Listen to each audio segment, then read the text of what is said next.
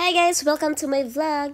So for today's video, nasa MRT kami ngayon at pupunta kami ng Gardens by the Bay. At ipapakita namin sa inyo ang OCBC Skyway. Kakababa lang namin ng Bayfront Station. Tara, lakad na tayo papunta sa Gardens by the Bay. Ngayon guys, naglalakad kami papunta sa Gardens by the Bay. Sundan lang ang mga signs. Medyo mainit pero okay lang, ang sarap paglakad kasi ang ganda ng paligid. Nandito na kami sa loob. Kailangan muna natin kumuha ng ticket. Ngayon, pupunta muna kami sa ticketing booth para makabili ng tickets.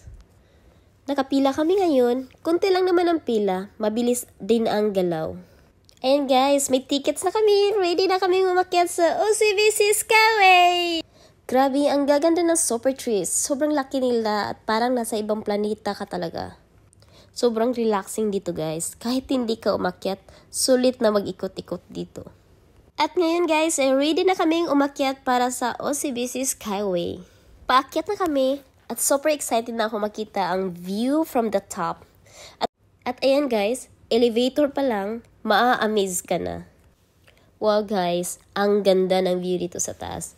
Kita ang buong Gardens by the Bay at ang Marina Bay Sands. Sobrang breathtaking talaga siya. Ang taas namin ngayon mga 22 meters above the ground, kaya grabe ang view dito. Sa paligid makikita nyo ang mga malalaking super trees, sobrang ganda at ang lalaki nila kapag tinititingnan mo mula sa itaas. Sa baba naman makikita mo yung napakalawak na Gardens by the Bay, puro gardens at napakaganda ng landscape. Super relaxing maglakad dito kasi kahit outdoor, ramdam mo yung fresh air at yung ganda ng nature sa paligid.